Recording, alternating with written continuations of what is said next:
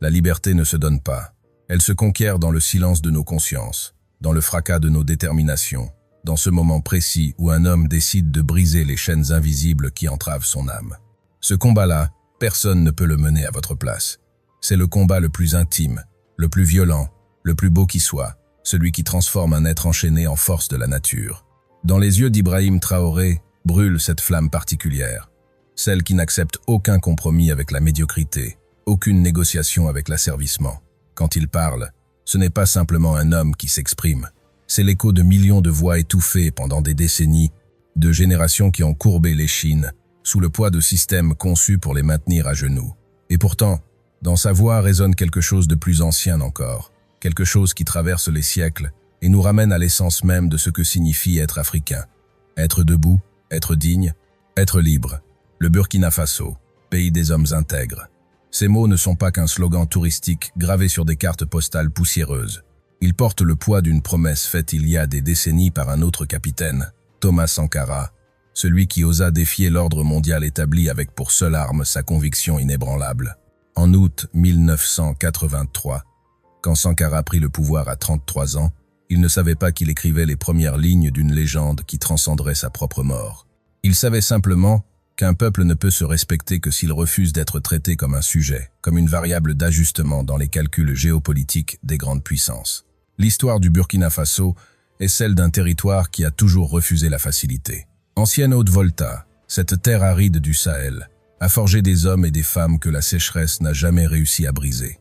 Quand d'autres nations se contentaient de tendre la main vers l'aide internationale, Sankara plantait des arbres. Quand d'autres acceptaient les dictats du Fonds monétaire international, il remboursait les dettes, puis déchirait les contrats d'esclavage modernes. Il disait « L'esclave qui n'est pas capable d'assumer sa révolte ne mérite pas que l'on s'apitoie sur son sort ». Ces mots résonnent aujourd'hui avec une actualité déchirante. Parce que le combat pour la liberté n'a jamais cessé. Il a simplement changé de visage. Les colonisateurs d'hier ont laissé place aux néocolonisateurs d'aujourd'hui. Ceux qui préfèrent les chaînes économiques aux chaînes physiques. Ceux qui maintiennent leur emprise par la dette, par les accords commerciaux asymétriques, par le contrôle des ressources naturelles. Le franc CFA, cette monnaie coloniale toujours en circulation 65 ans après les indépendances formelles, est le symbole parfait de cette servitude déguisée en partenariat. 14 pays africains obligés de déposer 50% de leurs réserves de change au trésor français, obligés de demander la permission pour accéder à leur propre argent. Quelle liberté peut-on construire sur de telles fondations?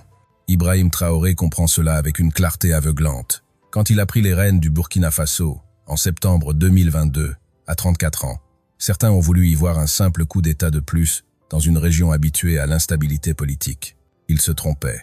Ce qui s'est passé ce jour-là est la manifestation d'une lassitude générationnelle, le refus catégorique d'une jeunesse africaine de continuer à jouer dans une pièce dont les règles ont été écrites par d'autres, pour d'autres. La vision d'Ibrahim Traoré ne sort pas de nulle part. Elle s'inscrit dans une lignée philosophique profondément panafricaine, celle qui va de Kwame Nkrumah à Thomas Sankara, en passant par Patrice Lumumba. Cette idéologie repose sur des piliers simples mais révolutionnaires. La souveraineté alimentaire plutôt que la dépendance aux importations.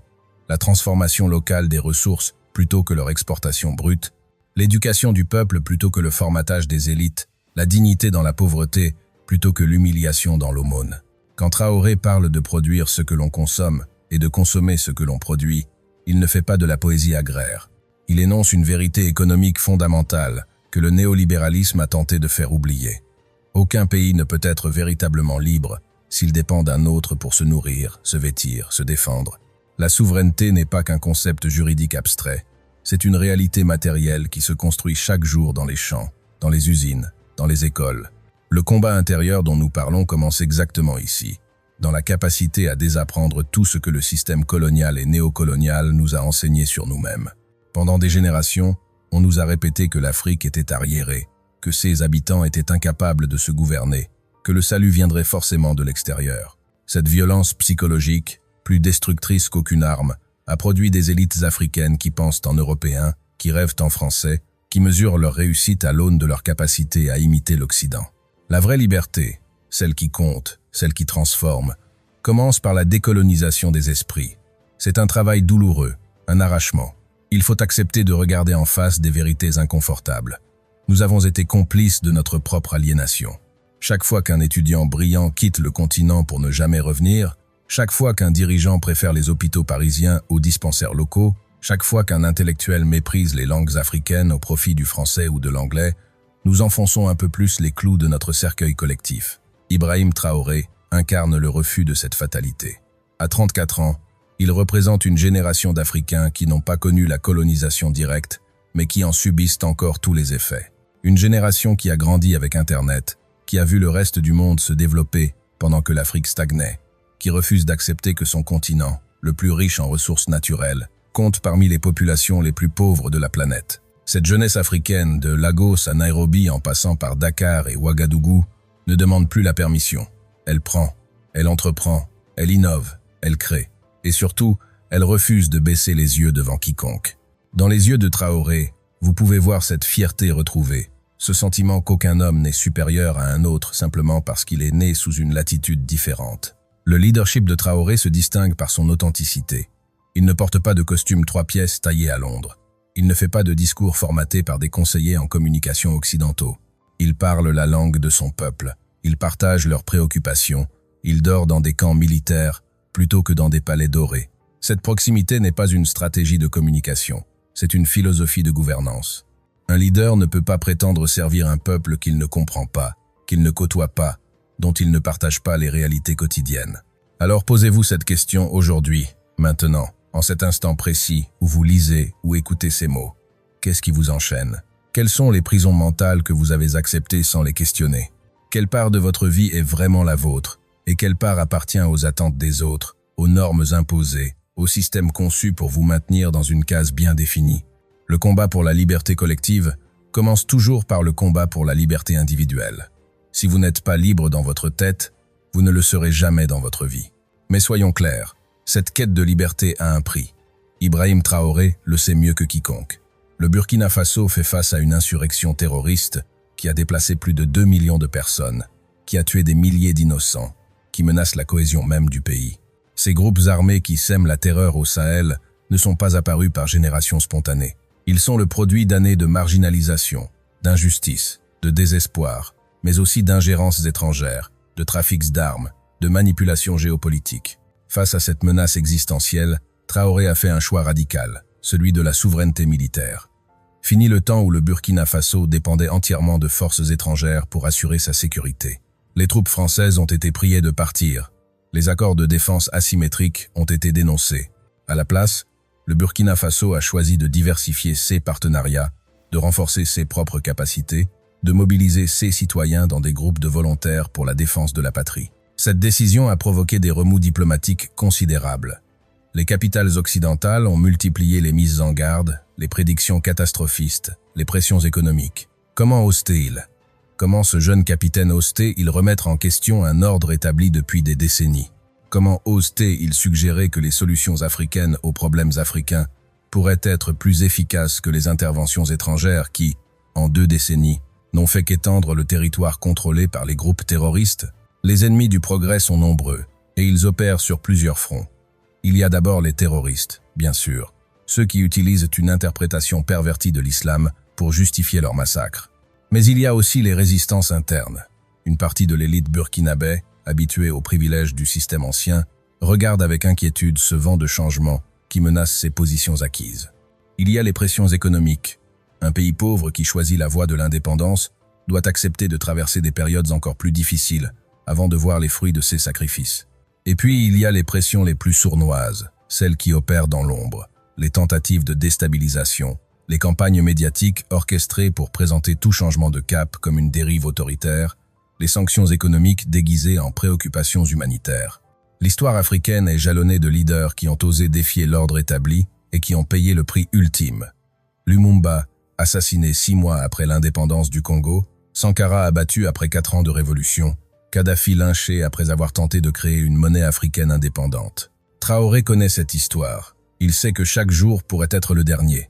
Et pourtant, il continue. Parce que certains combats valent plus que la vie elle-même. Parce que trahir sa conscience serait pire que la mort. Parce qu'il croit profondément que la dignité d'un peuple ne se négocie pas, ne se mendie pas, ne se quémande pas, elle se conquiert. Le sacrifice n'est pas qu'un concept abstrait, réservé aux héros historiques. C'est une réalité quotidienne pour des millions de Burkinabés qui ont choisi de croire en cette vision, qui ont accepté de vivre avec moins pour construire un avenir meilleur. Les fonctionnaires qui acceptent des salaires modestes, les volontaires qui risquent leur vie pour défendre leur village, les mères qui envoient leurs fils au front, les agriculteurs qui continuent à cultiver leurs champs malgré la menace permanente. Ce peuple des hommes intègres prouve chaque jour que l'Afrique n'a pas besoin de sauveurs externes. Elle a besoin qu'on lui laisse l'espace de trouver ses propres solutions, de faire ses propres erreurs, d'apprendre de ses propres expériences. Le paternalisme bienveillant des anciennes puissances coloniales n'est qu'une autre forme de domination, tout aussi toxique que les formes plus brutales. L'héritage spirituel que porte Ibrahim Traoré dépasse sa personne. Il est le canal d'une énergie ancestrale, celle des résistants de tous les temps, de Lat Dior Diop, qui refusa le chemin de fer colonial au Sénégal, à Samori Touré, qui combattit l'invasion française pendant 16 ans, de la reine Nzinga, qui défendit l'Angola contre les Portugais, à Shaka Zulu, qui unifia des nations entières. Cette lignée de résistance coule dans les veines du panafricanisme moderne. Quand Traoré parle, il ne s'adresse pas qu'aux Burkinabés. Il parle à toute la jeunesse africaine, à ces millions de jeunes femmes et hommes qui en ont assez d'être traités comme des citoyens de seconde zone sur leur propre continent, qui refusent d'accepter que leur seul horizon soit l'émigration clandestine vers l'Europe au péril de leur vie. Il leur dit « Votre terre est riche, votre culture est profonde, votre potentiel est immense. Cessez de fuir, retournez-vous et bâtissez. » Ce message résonne particulièrement dans un contexte où la démographie africaine est en train de bouleverser tous les équilibres mondiaux. D'ici 2050, un humain sur 4 sera africain. Le continent le plus jeune du monde sera soit le moteur de la croissance globale, soit le foyer de crises humanitaires sans précédent. Tout dépend des choix qui sont faits aujourd'hui. Tout dépend de la capacité de cette génération à briser les chaînes mentales et matérielles qui entravent son essor.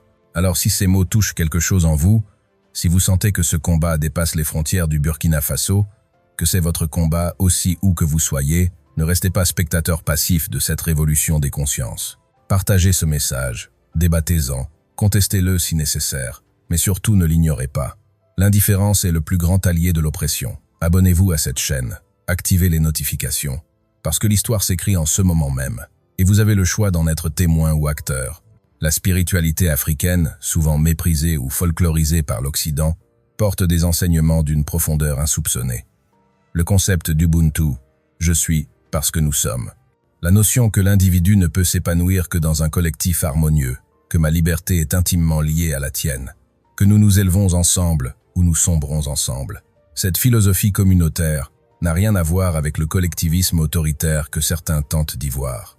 C'est au contraire la reconnaissance que l'humain est un être social, que notre force réside dans nos liens, dans notre capacité à nous soutenir mutuellement.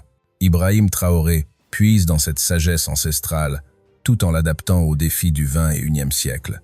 Il comprend qu'on ne peut pas revenir à un âge d'or mythique qui n'a jamais existé, mais qu'on peut s'inspirer des valeurs qui ont permis aux sociétés africaines de survivre pendant des millénaires avant l'arrivée des colonisateurs.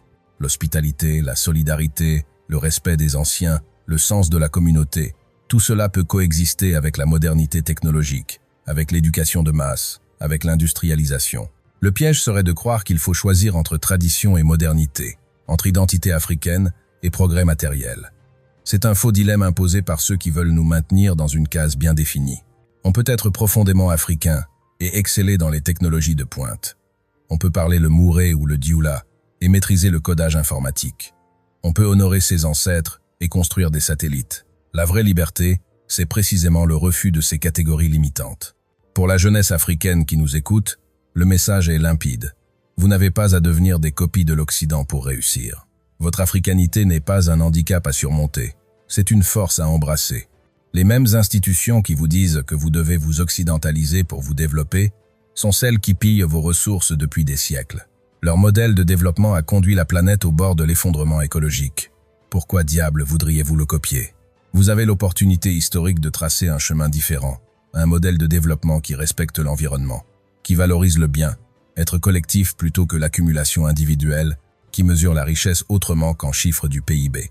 Le Burkina Faso, sous la direction de Traoré, expérimente ce paradigme alternatif. Il ne réussira peu, être pas du premier coup. Il commettra des erreurs. Mais au moins ce seront ses erreurs, ses expérimentations, son chemin. Et c'est précisément pour cela que les forces conservatrices s'inquiètent tant, parce que si le Burkina Faso réussit, même partiellement, à construire un modèle alternatif de développement, basé sur la souveraineté et la dignité, il créera un précédent dangereux. D'autres pays voudront suivre. Le Mali et le Niger ont déjà emprunté des voies similaires. L'Alliance des États du Sahel, créée en septembre 2023, représente une tentative de coordination régionale pour faire face aux défis communs sans tutelle étrangère. Ce mouvement dépasse même le Sahel. Dans toute l'Afrique, les populations, surtout les jeunes, regardent avec attention ce qui se passe au Burkina Faso. Les manifestations pro-russes et anti-françaises qui se multiplient d'un bout à l'autre du continent ne sont pas orchestrées par Moscou comme voudraient le faire croire certains médias occidentaux. Elles expriment une lassitude authentique face à des décennies de promesses non tenues, de partenariats à sens unique, de condescendance déguisée en bienveillance. La France-Afrique, ce système de relations néocoloniales tissé depuis les indépendances formelles, est en train de s'effondrer. Non pas parce qu'un ennemi externe l'attaque, mais parce qu'elle a échoué à livrer ce qu'elle promettait: le développement, la sécurité, la prospérité. Les nouvelles générations africaines jugent aux résultats, pas aux discours. Et les résultats sont accablants. Le combat intérieur dont nous parlons depuis le début de ce texte prend tout son sens ici. Avant de pouvoir changer le système externe, il faut transformer le système interne. Avant de pouvoir vaincre les ennemis extérieurs, il faut vaincre les ennemis intérieurs. La peur, le doute, le syndrome de l'imposteur qui nous murmure que nous ne sommes pas capables, que nous avons besoin de maîtres pour nous guider, que notre place est de suivre et non de diriger. Chaque Africain porte en lui les séquelles de siècles de déshumanisation. L'esclavage, la colonisation, le néocolonialisme ont laissé des blessures profondes dans la psyché collective. Ces traumatismes se transmettent de génération en génération, créant des schémas de pensée autodestructeurs. Le travail de guérison de ces blessures historiques peut être le combat le plus important de tous. Ibrahim Traoré, par son exemple, par sa posture, par son refus de courber l'échine, effectue un travail thérapeutique collectif. Il montre qu'un Africain peut tenir tête aux plus grandes puissances du monde sans trembler. Il prouve que le courage n'est pas l'apanage de certaines races ou de certaines nations. Il démontre que la dignité ne se mesure pas au nombre de bombes nucléaires dans l'arsenal ou au montant du PIB par habitant. La vraie puissance, la puissance qui dure, c'est celle de l'exemple. C'est celle d'un homme qui vit selon ses principes, même quand c'est difficile, même quand c'est dangereux, même quand ça lui coûte. Cette intégrité-là, elle est contagieuse. Elle inspire, elle transforme. Elle crée des ondes qui traversent les frontières et les océans. Si vous vous demandez ce que vous pouvez faire, vous, individuellement, pour contribuer à ce combat pour la liberté, commencez par le commencement. Éduquez-vous sur l'histoire véritable de l'Afrique, pas celle racontée par les vainqueurs, mais celle racontée par les Africains eux-mêmes. Lisez Cheikh Anta Diop, Joseph Kizerbo, Amadou Hampâté-Bâ. Écoutez les griots, les gardiens de la tradition orale. Apprenez une langue africaine si vous ne la parlez pas déjà. Soutenez les entrepreneurs africains, les artistes africains, les intellectuels africains. Décolonisez votre imaginaire. Arrêtez de mesurer la beauté, l'intelligence, la réussite à l'aune des standards occidentaux. Célébrez la diversité des corps noirs, des cultures noires, des expressions de la négritude. Refusez les produits éclaircissants, les défrisages chimiques, toutes ces violences que nous nous infligeons pour ressembler à un idéal qui nous est étranger. Organisez-vous. Créez des cercles de réflexion, des coopératives, des réseaux d'entraide. Le système capitaliste individualiste veut vous faire croire que vous êtes seul, en compétition avec tous les autres. Mais votre vraie force réside dans la solidarité, dans l'action collective. Les tontines, ces systèmes d'épargne et de crédit collectif qui existent depuis des siècles en Afrique, sont plus résilientes que n'importe quelle banque occidentale. Réappropriez-vous ces pratiques ancestrales et surtout, transmettez ces valeurs à la génération suivante. Les enfants qui naissent aujourd'hui vivront dans une Afrique radicalement différente de celle d'aujourd'hui. Ils auront besoin d'être ancrés dans leur identité, fiers de leur héritage, conscients de l'histoire mais tournés vers l'avenir. Racontez-leur les histoires des résistants, des bâtisseurs, des visionnaires. Montrez-leur qu'être africain est une force, pas une faiblesse. Le combat pour la liberté est un marathon, pas un sprint. Il y aura des victoires et des défaites, des avancées et des reculs. Le Burkina Faso d'Ibrahim Traoré traversera des épreuves terribles. Des vies seront perdues, des sacrifices seront demandés. La tentation sera grande, parfois, de revenir en arrière, de capituler devant les forces supérieures en nombre et en puissance de feu. Mais c'est précisément dans ces moments de doute que la foi en la cause doit être la plus forte.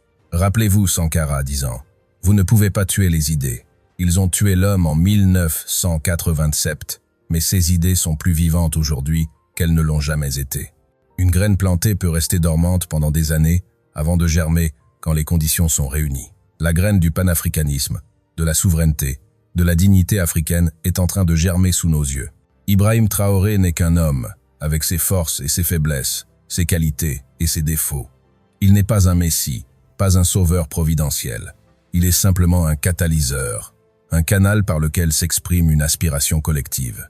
Le vrai héros de cette histoire, c'est le peuple burkinabé qui a choisi de croire en une possibilité différente, qui accepte de souffrir aujourd'hui pour que ses enfants vivent mieux demain. L'histoire jugera si cette expérience a réussi ou échoué selon ses propres critères. Mais une chose est déjà certaine.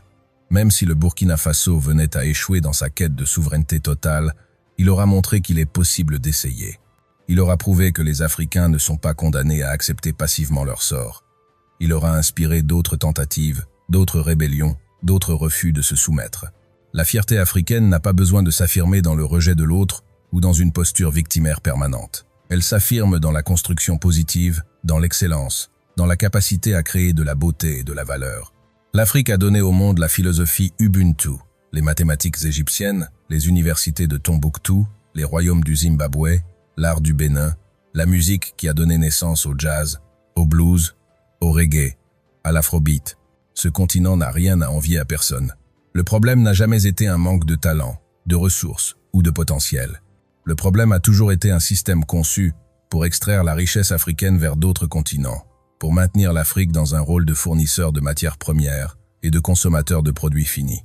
Briser ce système requiert du courage, de la vision et de la détermination. Ibrahim Traoré et sa génération ont décidé qu'ils possédaient ces qualités. Alors nous arrivons au moment de vérité, à la question qui devrait brûler dans chaque esprit conscient. Et maintenant que vous avez entendu ce récit, maintenant que vous comprenez les enjeux, maintenant que vous réalisez que ce qui se passe au Burkina Faso vous concerne directement où que vous soyez dans le monde, qu'allez-vous faire? Vous pouvez fermer cette page, retourner à votre vie quotidienne, laisser ces mots s'évaporer dans le flux incessant d'informations qui assaillent votre conscience. Vous pouvez décider que tout cela est trop complexe, trop lointain, trop difficile. Vous pouvez choisir le confort de l'ignorance, ou vous pouvez décider qu'aujourd'hui marque un tournant, que vous ne serez plus jamais le même après avoir entendu cet appel, que vous allez vous lever, chacun à votre échelle, et contribuer à ce combat pour la liberté authentique. Peut être en changeant vos habitudes de consommation pour favoriser les produits africains. Peut être en vous engageant politiquement pour des causes panafricaines. Peut être simplement en changeant la conversation, en refusant les clichés, en défendant une autre narration de l'Afrique. Le pouvoir que vous avez est immense, même si vous n'en avez pas conscience. Chaque fois que vous partagez une information, vous influencez votre réseau. Chaque fois que vous soutenez une initiative africaine, vous contribuez à déplacer le centre de gravité économique. Chaque fois que vous éduquez quelqu'un sur la réalité du néocolonialisme, vous créez un allié de plus dans ce combat. Si ce message résonne en vous, si vous sentez que votre destinée est liée à celle de l'Afrique, si vous croyez que la justice et la dignité ne sont pas négociables, alors rejoignez ce mouvement. Abonnez-vous à cette chaîne pour suivre l'évolution de cette révolution des consciences. Commentez, débattez, partagez, devenez un nœud dans ce réseau global de résistance et de construction d'alternatives. Le combat intérieur pour la liberté est le combat le plus important de votre vie, parce que tout le reste en découle. Une fois que vous êtes libre dans votre tête, personne ne peut vraiment vous enchaîner. Une fois que vous comprenez votre valeur intrinsèque, personne ne peut vous faire accepter la médiocrité.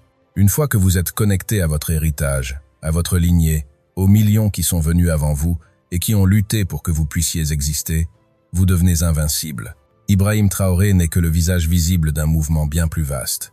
Derrière lui se tiennent des millions de Burkinabés ordinaires qui ont fait le choix extraordinaire de croire.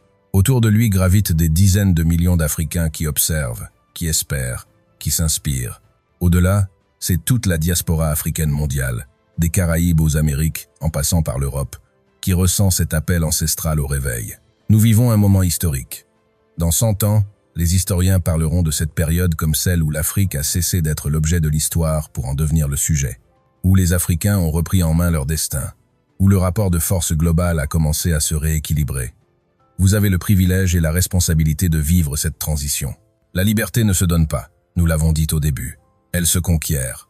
Et ce combat, le plus beau, le plus dur, le plus nécessaire, se mène d'abord en vous, dans votre capacité à refuser les mensonges qu'on vous a racontés sur vous-même, dans votre détermination à construire malgré les obstacles, dans votre foi inébranlable que l'Afrique a un destin glorieux qui ne fait que commencer. Alors levez-vous, non pas physiquement nécessairement, mais mentalement, spirituellement.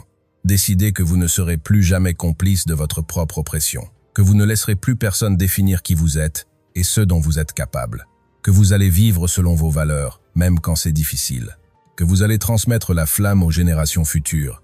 Le Burkina Faso des hommes intègres n'est pas qu'un pays sur une carte. C'est un état d'esprit, c'est un refus de la médiocrité, c'est un engagement envers l'excellence et la dignité. Où que vous soyez, vous pouvez incarner ces valeurs. Vous pouvez être un homme intègre, une femme intègre, dans votre famille, votre travail, votre communauté. Ibrahim Traoré a rallumé une flamme que beaucoup croyaient éteinte. Cette flamme de la révolte légitime contre l'injustice, de l'ambition de construire quelque chose de meilleur, de la foi en la capacité collective de transformer le réel. Cette flamme ne doit jamais s'éteindre. Elle doit être transmise de main en main, de génération en génération, jusqu'à ce que le travail soit terminé. Et le travail ne sera terminé que lorsque chaque enfant africain pourra grandir, en sachant qu'il est l'égal de n'importe quel autre enfant sur cette planète. Que lorsque les ressources africaines profiteront d'abord aux Africains. Que lorsque les décisions concernant l'Afrique seront prises par les Africains. Que lorsque le terme « pays sous-développé » sera enfin relégué dans les poubelles de l'histoire où il aurait toujours dû se trouver. Ce jour viendra. Peut être pas de notre vivant. Peut être pas de celui de nos enfants. Mais il viendra parce que l'arc de l'histoire, bien que long, tend vers la justice. Les empires tombent, les systèmes oppressifs s'effondrent, les peuples se libèrent. C'est une loi historique immuable. Votre rôle dans cette histoire s'écrit maintenant. Pas demain, pas après avoir fini vos études, pas quand vous aurez plus de temps ou plus de moyens. Maintenant, parce que l'histoire n'attend personne. Parce que chaque jour qui passe sans action est un jour de perdu.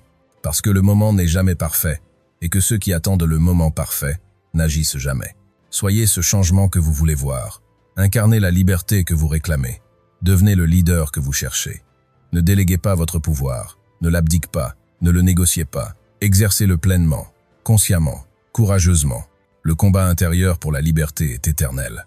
Chaque génération doit le mener à nouveau, avec ses propres armes, contre ses propres démons. Mais heureusement, nous ne partons pas de zéro. Nous nous tenons sur les épaules de géants. Thomas Sankara, Patrice Lumumba, Kwame Nkrumah, Steve Biko, Amilcar Cabral. Tous ces héros nous ont montré la voie. Ibrahim Traoré marche sur ce chemin tracé avant lui. Et vous? Quel chemin allez-vous tracer? Quel héritage allez-vous laisser? Quand vos petits-enfants vous demanderont ce que vous avez fait pendant cette grande période de transformation africaine, que leur répondrez-vous? Que vous avez regardé de loin? Ou que vous étiez dans l'arène, combattant selon vos moyens, contribuant selon vos capacités? La réponse à cette question définira qui vous êtes. Elle révélera votre caractère, votre courage, votre intégrité. Choisissez bien, parce qu'on ne peut pas revenir en arrière. On ne peut pas revivre ce moment historique. C'est maintenant ou jamais.